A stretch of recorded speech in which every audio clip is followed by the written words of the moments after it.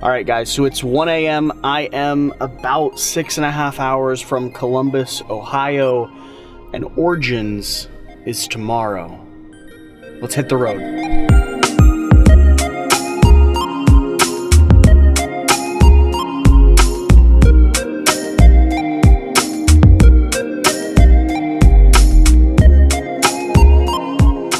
It's about 2:30 a.m. right now. I'm about 5 hours away from Origins. I should pull in around probably 8:30, 9 o'clock in the morning, depending on how long these stops take. I want to talk just briefly about what's important about this trip. The reason I'm vlogging, the reason I'm telling this story is one, to try something new out for the channel, but also this is the very first board game convention where I actually have press passes from Quackalope. So I'll have an opportunity to network with creators, find some documentary stories to tell, hopefully get to test out and play some new games, but I'll have a press badge. I'm really excited to actually be kind of officially representing the company, officially representing Quackalope, and so I'm bringing you all along for the ride, and I'm excited to see what comes.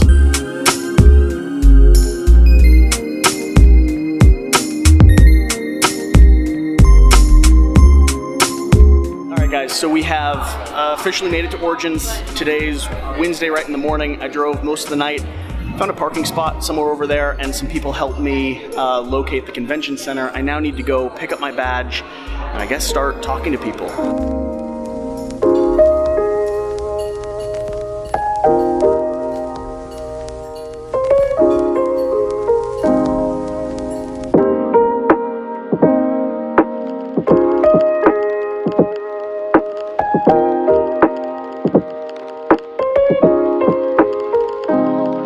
We are hanging out and doing the standard experience at any convention.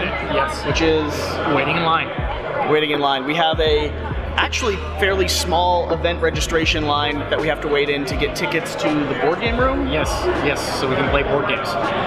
Seems like a standard fare at a you know, but that's fine. So I feel bad for anyone that's coming tomorrow because they're going to have, well, I'm attached to this.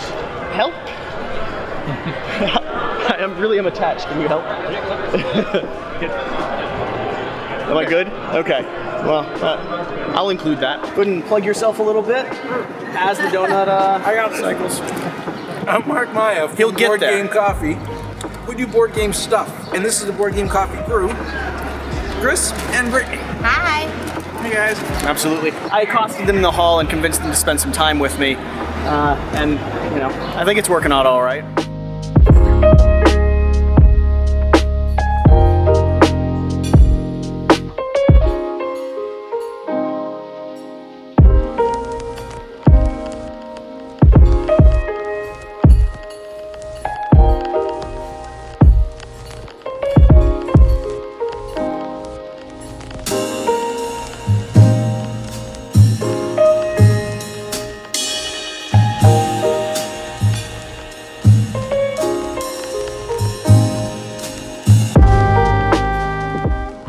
Excited to be here in Columbus. I'm excited to check out all the different types of games. I have friends sending me list upon list of things that they want me to take a closer look at, and I'm gonna take you along with me. So let's go ahead and dive in. Thursday morning, let's see what awaits us.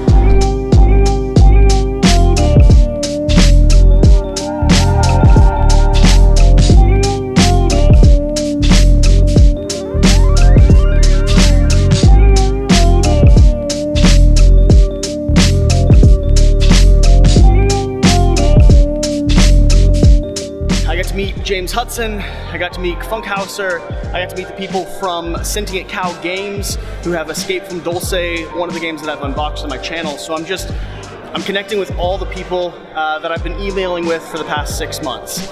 I'm gonna bring you into the convention hall and let's take a look at what we have.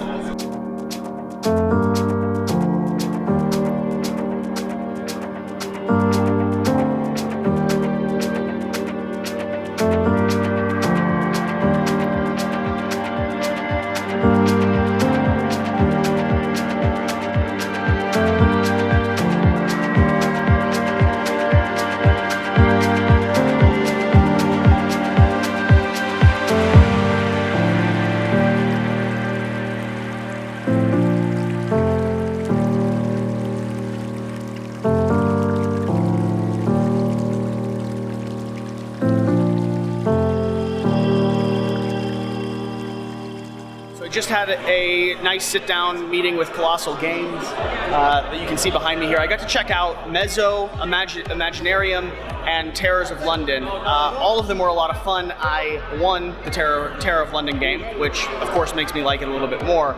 I'll be having an interview and some B-roll with Ian, who is part of the Colossal team, coming up right now. So stay tuned to check out some of these games. Hey, I'm Ian here with Colossal Games at Originsgamefair 2019, and we've got a lot of titles that we're showing off to people as they come by the booth today. First one I want to talk about is Mezzo. During the game, you're going to be fielding a separate tribe of miniatures. You're also going to have your own unique god that has asymmetrical abilities. Your warriors will be written down in the historic codex. Your shamans will write the calendar. You could sacrifice your units to Xibalba and appease the wrathful god. You can build pyramids. It's a really great game. We're really excited for it. Next one I want to talk about is going to be coming out in a few weeks. So if you were a backer of Terrors of London, the long wait is soon to be over.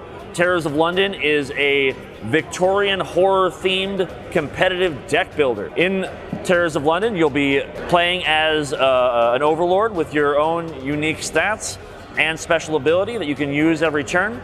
You're going to be recruiting new monsters from the streets of London. You're going to be adding them to your deck, wielding them against your opponent, combining them into powerful hordes of monsters with special abilities and extra powerful damage effects to wield against your opponent. Hey guys, I'm Craig Sawyer. I'm one of the creators of Secret Unknown Stuff, Escape from Dulce. It's a co-op, sci-fi co-op for 1 to 5 players. You start in the bottom of an alien-controlled base, Dulce base, a real conspiracy. So supposedly 5 miles north of Dulce, New Mexico, in the side of the Archel de Mesa underground, there's a joint alien military base where the government's made a deal with aliens to abduct humans in exchange for technology. You are a prisoner in the bottom of this base trying to escape. Work together, don't use too many clones, and find the right weapons, and you may be able to escape Dulce alive. So you tell me, when's the last game you played where you can play as a two-headed cow with a machine gun strapped to its back? In Dulce base, anything's happening. You can even find a Sasquatch friend, Blurry the Sasquatch, or Marty the Mothman to help you through your adventure. You'll never know what you'll encounter in Dulce base. A mutant goat boy. You can play as a 500-year-old samurai who got abducted from feudal Japan. There's not any other RPG on a board, co-op dungeon crawl quite like Secret Unknown Stuff, Escape from Dulce. Check it out.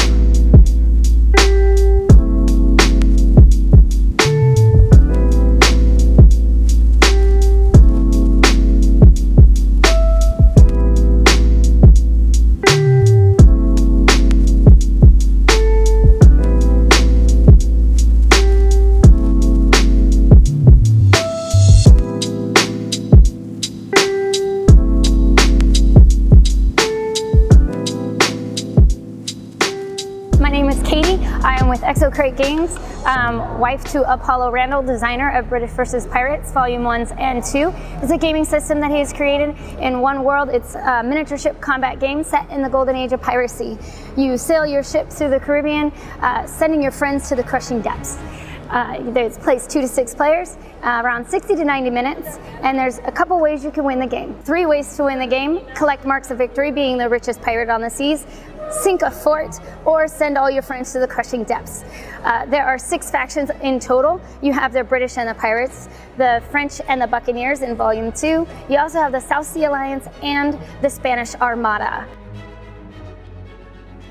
Hey, I'm Sam Bryant from Runaway Parade Games, and this is our game Fire Tower. It's a 2 to 4 player competitive forest fire game where you're attempting to defend your own tower and wield the power of nature to spread the fire from the eternal flame in the center of the board towards your opponents, breach their tower, burn down their tower, and continue your quest to be the last tower standing in the forest. Now, the way the game functions, and one of the main mechanics is the wind. It's an unrelenting natural force that's always pushing the fire forward. At the beginning of every player's turn, they have to expand the fire 1 fire gem in the direction of the current wind. So whatever way the wind is blowing, the fire will be incrementally growing that way. And then the second part of a player's turn is playing one of their 5 action cards, which allows them to influence different events on the board, including changing the direction of the wind, adding various patterns of fire and water to the board. We like to call the game a tactical pattern laying game because each pattern has its own unique advantages and disadvantages which you must utilize. Hi, Hi, it's Lizzie from the Board Game Spotlight and designer of The Walking Dead, Something to Fear. The Walking Dead Something to Fear is a co-opetition game. You're all trying to survive the game, but only one will earn the most points to win.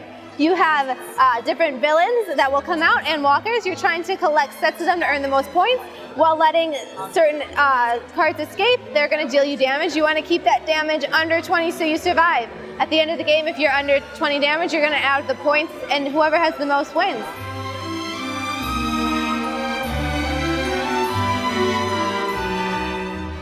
The Grim Masquerade from Druid City Games is you've been all characters in the fairy tale. You've been invited to a ball at the Beast Castle. When you get there, an enchantment has fallen over you. You are going to try and remain masked while collecting your boon, which are the certain artifacts. If you get 3 of your boon, you're going to win the game. If you get 2 of your bane, you'll be unmasked and you will not be allowed to win the round. However, you are not out of the game. You can still earn points and end up winning the game. So throughout the game, you will be collecting artifact cards. You're going to draw 1 card. You're going to either choose to keep it or give it to another player.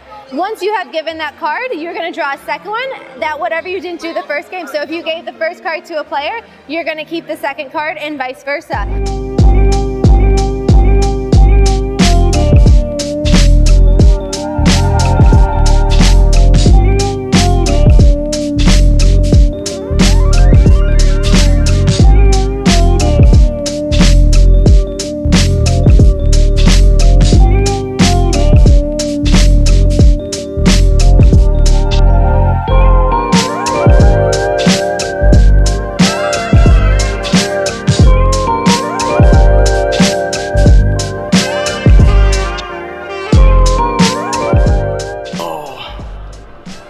So Origins 2019 is a wrap.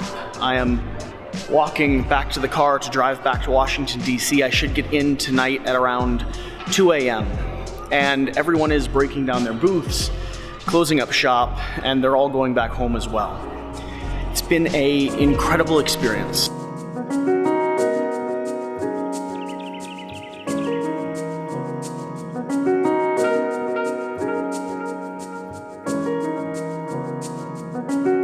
I've been trying to think about why I'm leaving this con feeling so motivated. Because I'll be honest, I'm going home with this innate drive, this hunger to produce more, create better content, make more board game videos, expand the community, and really challenge the content that I'm already currently creating. And I think the reason that is because I now have people associated with the games I've played.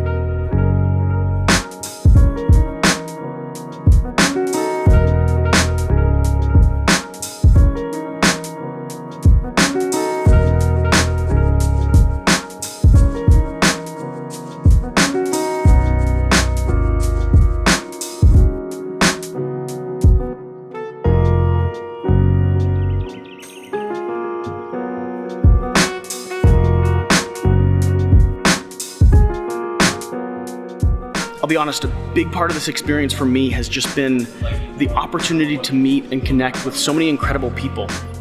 And I'm going home with a passion and a hunger and a renewed vigor. No matter how tired and sore I am, I'm ready to do more, to push and challenge and make this channel better than, well, it's been ever. The reason for that is I have names and faces and stories tied to the games that I'm playing now. I know who made them. I know how much they care, how kind they were, how welcoming they were, how they were willing to just open their booth and spend time with me, to talk, not try to even sell anything. I'm so grateful for this community. I'm so hopeful and excited to see it expand and to see more people be introduced to this hobby that we all love.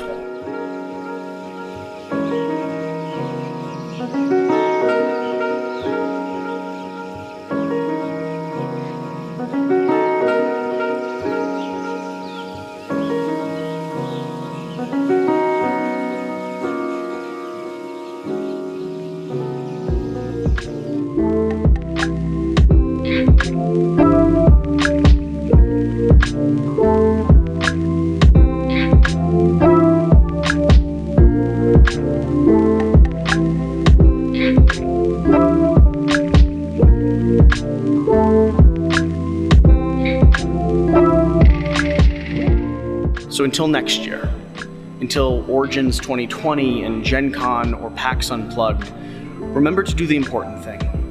Get out and play some games. I'm gonna go drive home now.